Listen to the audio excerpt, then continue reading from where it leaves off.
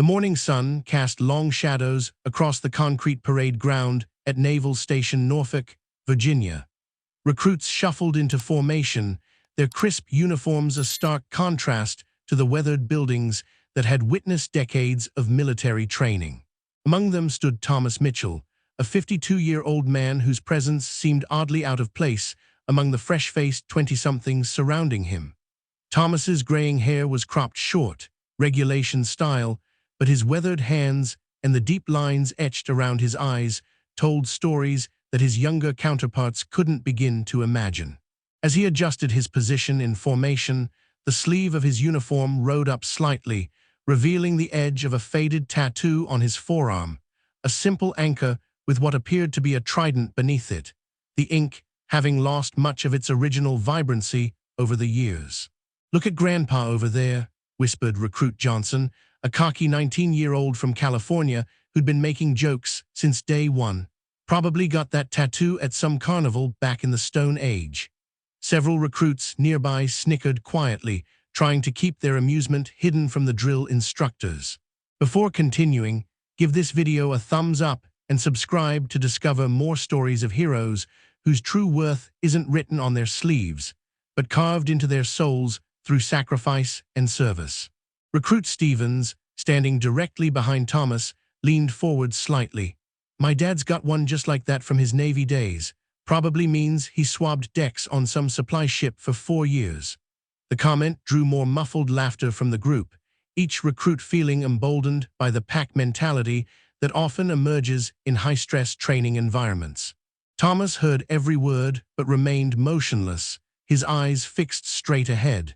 His jaw tightened almost imperceptibly, but he gave no other indication that the comments affected him. He'd learned long ago that some battles weren't worth fighting, especially when the people throwing insults had no idea what they were talking about. Drill Instructor Petty Officer First Class Martinez approached the formation with his characteristic purposeful stride. His eyes swept across the ranks of recruits, noting every detail, every imperfection in their bearing. When his gaze fell upon Thomas, there was a brief moment of recognition, not personal, but professional. Martinez had served long enough to recognize something in the older man's posture that the recruits couldn't see. "All right, listen up." Martinez's voice cut through the Virginia morning air like a blade. "Today you begin your real training. Some of you think you know what military service means because you watched a few movies or heard some stories. Let me disabuse you of that notion right now." As Martinez continued his speech about the realities of military service, the recruits around Thomas continued their whispered commentary about his appearance, his age, and particularly his faded tattoo. They assumed he was some kind of late-in-life career change, perhaps a desperate attempt to find purpose after failing in civilian life. What they didn't know was that Thomas Mitchell had spent the last 15 years working as a high school janitor in a small town outside Richmond, quietly going about his duties, mopping floors and emptying trash cans. The students barely noticed him, the teachers gave him polite nods, and the administration saw him as just another maintenance worker approaching retirement. His colleagues knew him as a quiet, reliable man who showed up early, stayed late when needed, and never complained about the extra work that came with Friday night football games or weekend events. The irony wasn't lost on Thomas that here he was again, surrounded by people who saw only the surface, an aging man trying to reclaim some lost glory, rather than someone answering a call that had never truly left his heart. The weight of his decision to return to service pressed heavily on his shoulders, made heavier by the casual dismissal of those who would soon learn what real service actually meant. As the morning formation concluded and the recruits began to disperse toward their first training stations, the comments about Thomas's tattoo continued to ripple through the group, each retelling making the mockery a little crueler, a little more confident in its assessment of the quiet man who walked among them, carrying secrets they couldn't begin to fathom. The mess hall at Naval Station Norfolk buzzed with the usual cacophony of clattering trays, overlapping conversations, and the occasional bark of a drill instructor maintaining order. Thomas sat alone at a corner table, methodically eating his meal while observing the dynamics playing out around him. The recruits had naturally formed cliques based on shared backgrounds, hometowns, or simply mutual attraction to confidence and bravado. At a table across the room, Recruit Johnson held court with his growing circle of admirers, regaling them with stories of his high school football achievements and his plans to become a Navy SEAL.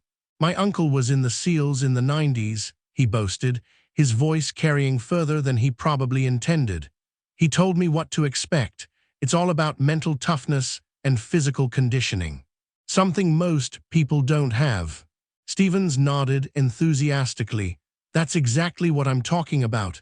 You can tell who has what it takes just by looking at them." His eyes drifted toward Thomas's table. "Like our friend over there with the antique tattoo, probably thinking he can relive his glory days or something." The conversation attracted more attention, and soon nearly a dozen recruits were participating in what had become a daily ritual of speculation about Thomas's background. Martinez, the drill instructor, noticed the gathering but chose not to intervene. Sometimes lessons had to unfold naturally, and he sensed something important was brewing.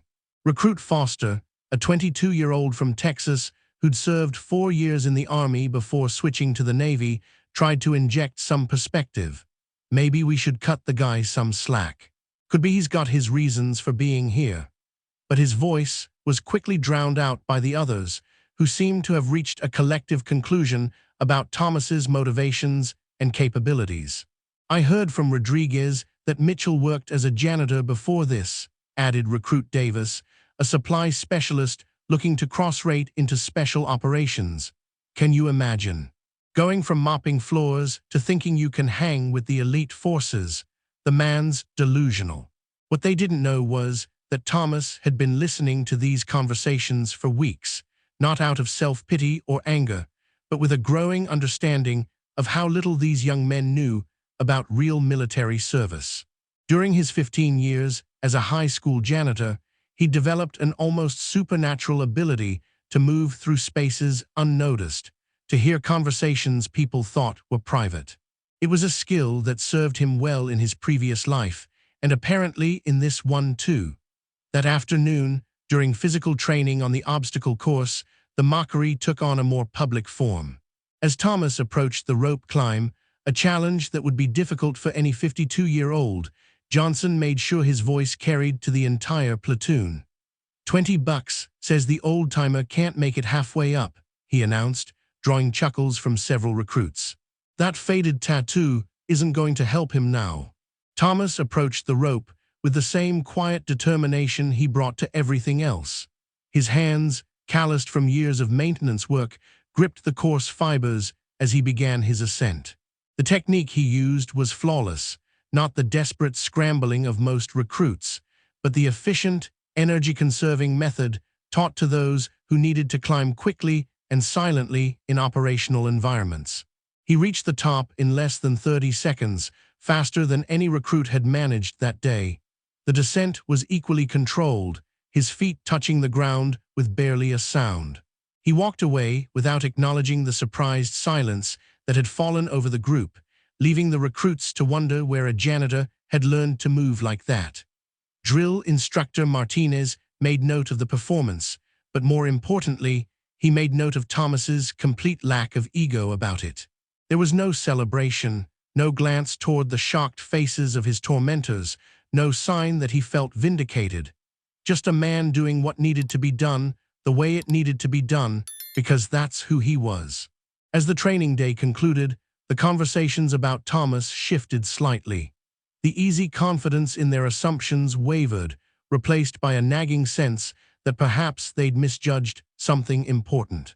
But pride and group dynamics have powerful momentum, and rather than admitting error, the mockery simply evolved, finding new angles of attack while refusing to acknowledge the growing evidence that Thomas Mitchell was far more than he appeared to be. The Virginia Beach training facility stretched for miles along the coast, its specialized courses designed to push potential special operations candidates to their absolute limits. The morning air carried the salt tang of the Atlantic, and the tension that comes when theory meets reality in the most unforgiving ways possible. Commander Sarah Chen stood before the assembled candidates, her presence commanding immediate attention. A veteran of multiple deployments, and one of the few women to successfully complete the most elite training programs in the military, she had a reputation for seeing through facades and identifying real capability regardless of its packaging. "Gentlemen," her voice cut through the coastal breeze, "today begins the real evaluation. Everything you've done up to this point has been preparation. What happens over the next 72 hours will determine whether you have what it takes to serve in our most demanding units." The candidates, now numbering 38 after several weeks of attrition, stood at attention in two neat rows. Thomas remained in his characteristic position, not quite in back, not quite in front, simply present and ready. His faded tattoo was barely visible beneath his rolled-up sleeves, but it continued to draw occasional glances and whispered comments from the recruits who still hadn't learned to keep their assumptions to themselves. Johnson, who had emerged as an informal leader among the younger candidates, caught Stephen's attention with a subtle nod toward Thomas. "Watch this," he murmured under his breath. "When the real pressure hits, that's when you see who people really are." The first challenge was a timed beach run followed by a cold water immersion test. Candidates had to complete a 5-mile course through soft sand and then remain functional in 58-degree water for 30 minutes while performing complex tasks. It was designed to eliminate those who relied on pure physical fitness without the mental resilience to function when their bodies wanted to shut down. Thomas started the run at a steady, sustainable pace that drew smirks from several faster candidates who shot past him in the first mile. By mile 3, however, his consistent rhythm began paying dividends. While others struggled with the energy-sapping effects of soft sand and began to falter, Thomas maintained his pace with the mechanical precision of someone who understood the difference between going fast and going the distance. He finished the run in the top third of the group, barely breathing hard, while several younger candidates bent over in exhaustion. But the real test came in the water. As the candidates entered the frigid Atlantic, the shock of the cold temperature caused immediate panic in several of them. The tasks they were required to perform, knot tying, basic math problems, equipment assembly, became monumentally difficult as their core temperatures dropped and their fine motor skills deteriorated. Thomas entered the water with the same calm demeanor he brought to everything else, but something was different now. The way he moved through the water, the techniques he used to preserve body heat, the systematic approach he took to each task, it all spoke of someone who had done this before, many times, under conditions far worse than a training exercise. Commander Chen watched from the pier, making notes on her waterproof tablet. She had been observing Thomas since the beginning of the selection process, noting inconsistencies between his background file and his demonstrated capabilities. Now, as she watched him efficiently complete tasks that were causing most candidates to struggle badly, those inconsistencies began to form a clearer picture. "Interesting," she murmured to her chief petty officer, who was also watching the proceedings with professional interest. "Sir," he asked, "Mitchell, watch how he's breathing, how he's managing his energy. That's not something you learn from a manual." In the water, Thomas had become a focal point for the other candidates, though not in the way Johnson had predicted. Instead of folding under pressure, he was demonstrating a level of competence that was making others question everything they thought they knew about him. His movements were economical, purposeful, and most importantly, effective. Foster, the former Army soldier, found himself swimming near Thomas during one of the exercises. "Where'd you learn to do this stuff?" he asked through chattering teeth. Thomas's response was characteristic, minimal but not dismissive. "Experience," he said simply, before moving on to the next task. As the water portion of the test concluded, the candidates emerged shivering and exhausted. Several had been pulled from the water after showing signs of hypothermia, while others had simply given up when the combination of cold and stress became too much to handle. Thomas walked out of the surf looking tired but composed. water streaming from his wetsuit as he moved toward the recovery area with the steady gait of someone for whom this was just another day at the office. The whispered conversations among the remaining candidates took on a different tone that evening. The easy mockery was gone, replaced by a growing awareness that they had fundamentally misunderstood something important about the quiet man with the faded tattoo. But pride dies hard, and rather than admit their error, some doubled down on their original assessment, convinced that Thomas had simply gotten lucky or that the real tests were still to come. What they didn't realize was that for Thomas Mitchell, the real test had begun 15 years ago when he'd made a choice that would define the rest of his life. The final phase of selection took place in a classified facility 30 miles inland from Virginia Beach, where the Navy conducted its most realistic training scenarios. The remaining 22 candidates had survived everything thrown at them so far, but the exercises ahead would separate those who could perform under pressure from those who merely looked the part. Commander Chen gathered the group in a sparse briefing room as dawn broke over the facility. Maps covered the walls, showing terrain that looked suspiciously like locations in various global hotspots. The air conditioning hummed quietly, but the tension in the room was palpable. "Your final exercise begins now," she announced. "You'll be operating in teams of 4, conducting a simulated hostage rescue operation. The scenario is based on real-world events, and you'll be evaluated not just on your physical performance, but on your decision-making under stress, your ability to work as part of a team, and most importantly, your capacity to put the mission above your personal interests." As team assignments were announced, Thomas found himself grouped with Johnson, Stevens, and Foster. The irony wasn't lost on him. 3 weeks of mockery and assumptions had led to this moment, where their success would depend entirely on their ability to function as a unit. Johnson, still maintaining his unofficial leadership role, immediately began organizing the team. "All right, here's how we're going to do this. I'll take point, Stevens covers our 6, Foster handles communications, and," he paused, looking at Thomas with barely concealed condescension, "Mitchell, you can carry extra equipment." Thomas simply nodded, accepting the assignment without argument. He had learned long ago that proving yourself through words was far less effective than proving yourself through actions, and the next few hours would provide plenty of opportunities for the latter.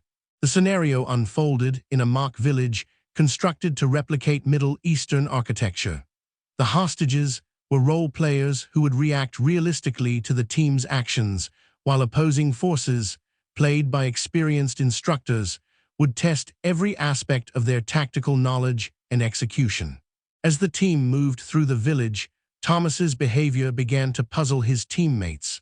While Johnson called out commands and made tactical decisions, Thomas seemed to be operating on a different level entirely. He anticipated problems before they developed, positioned himself in ways that maximized the team's effectiveness, and demonstrated situational awareness that bordered on supernatural. When they encountered their first opposition, Thomas's response was immediate and precise. While the others were still processing the threat, he had already identified cover positions, escape routes, and tactical advantages. His movements were fluid and professional, lacking the hesitation that marked even the most confident of the other candidates. "How did you know they'd be there?" Stevens asked in amazement after Thomas had guided them around what would have been a devastating ambush. "Experience," Thomas replied again, the same word he'd used in the water, but now it carried different weight. The climax of the exercise came when they reached the building where the hostages were being held. The structure was a perfect replica of a compound that had been the site of numerous real-world operations, and the tactical challenges it presented were formidable. Johnson's plan was aggressive but flawed, calling for a direct assault that would likely result in casualties among both the team and the hostages. As he began to brief the approach, Thomas quietly spoke up for the first time during the entire exercise. "That won't work," he said simply. "What?" Johnson's voice carried both surprise and irritation. "The approach you're describing. I've seen it tried before. It doesn't work. There was something in Thomas's tone that made everyone stop and look at him. Not the voice of someone offering an opinion, but someone stating a fact based on personal knowledge. "What do you mean you've seen it tried before?" Foster asked. Thomas looked at each of them for a long moment, then made a decision that would change everything they thought they knew about him. "Because I was there," he said quietly. "Tikrit 2004. Compound just like this one. We lost 2 good men because someone thought a frontal assault was the answer to every problem." The silence that followed was deafening. Johnson's face went through a series of expressions: confusion, disbelief, and finally, dawning comprehension. "You were," Stevens began, but couldn't finish the sentence. Thomas rolled up his sleeve completely, revealing the full extent of his tattoo. What they had seen as a faded anchor was actually something far more significant: a sealed trident, the symbol earned by fewer than 1% of those who attempt the training. Below it were dates and coordinates that told the story of multiple deployments and operations that would never be fully declassified. 22 years, Thomas said simply. "Retired as a senior chief. The compound you're looking at. I helped design this training facility." The revelation hit like a physical blow. Everything they had assumed, every joke they had made, every moment of condescension, all of it crumbled in the face of this truth. Thomas Mitchell wasn't some delusional janitor trying to reclaim lost glory. He was exactly what his faded tattoo proclaimed him to be. The aftermath of Thomas's revelation transformed everything about the team's dynamic, and more broadly, the entire selection process.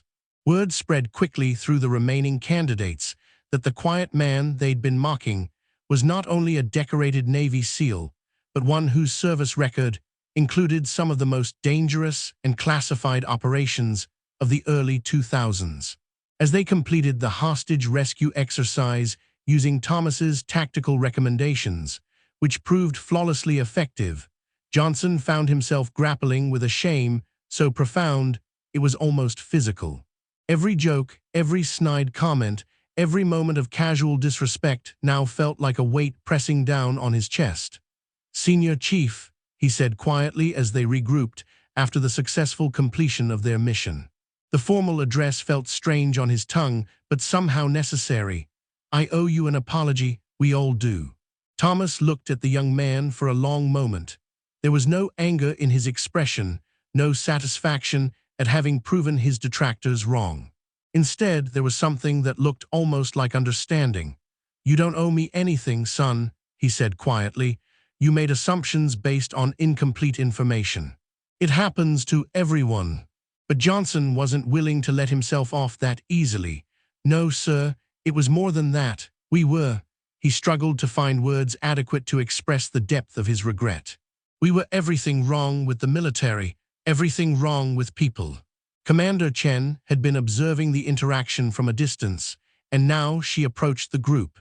Her expression was unreadable, but there was something in her bearing that suggested significant developments were ahead. "Senior Chief Mitchell," she said, her voice carrying the respect that his rank and service record demanded. "A word, if you please." They walked away from the group, leaving the other candidates to process what they had learned. Foster was shaking his head in disbelief, while Stevens kept staring at the training facility as if seeing it for the first time, which, in a sense, he was. "Sir," Commander Chen began once they were out of earshot, "I've been reviewing your file more carefully. Your decision to return to service at your age, given your background, it's unusual." Thomas nodded. "Yes, ma'am, I imagine it is. Your record shows you were awarded the Navy Cross for actions in Fallujah. 3 bronze stars with combat distinguishing devices, a silver star. You completed 6 combat deployments and served as a senior instructor at the most advanced levels of SEAL training." She paused, studying his face. "Why are you here, Senior Chief? Why subject yourself to this process when you could walk into any Special Operations Command and write your own ticket?" Thomas was quiet for a long moment, looking out over the training facility he had helped design during his final years of active duty. When he spoke, his voice carried the weight of 15 years of civilian life and the complex emotions that had driven him back to service. After I retired, I thought I was done.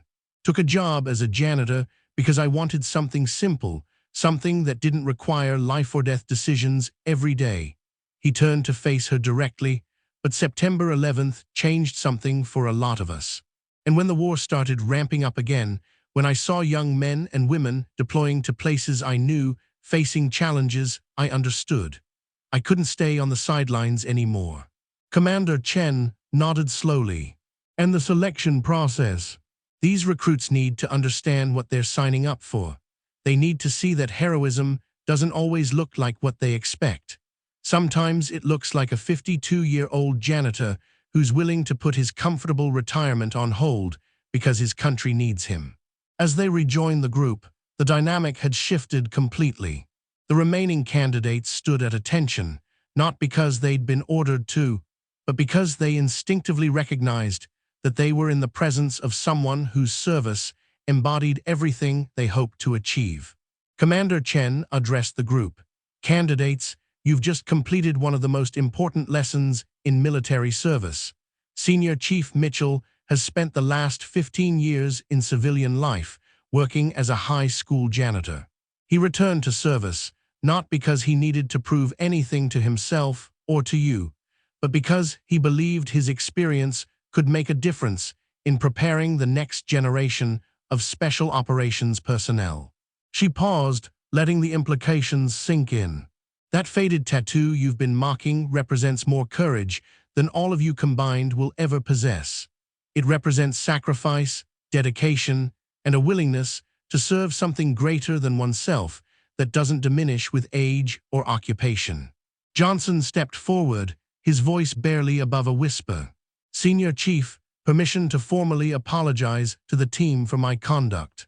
Thomas looked at the young man, seeing not the cocky recruit who had led the mockery, but a future leader who was learning one of the hardest lessons military service had to teach.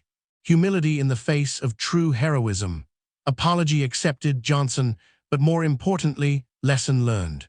The person standing next to you in formation, the one you think you can dismiss because of their age, their background, or their appearance, they might be the one who saves your life when everything goes wrong. As the selection process concluded over the following day,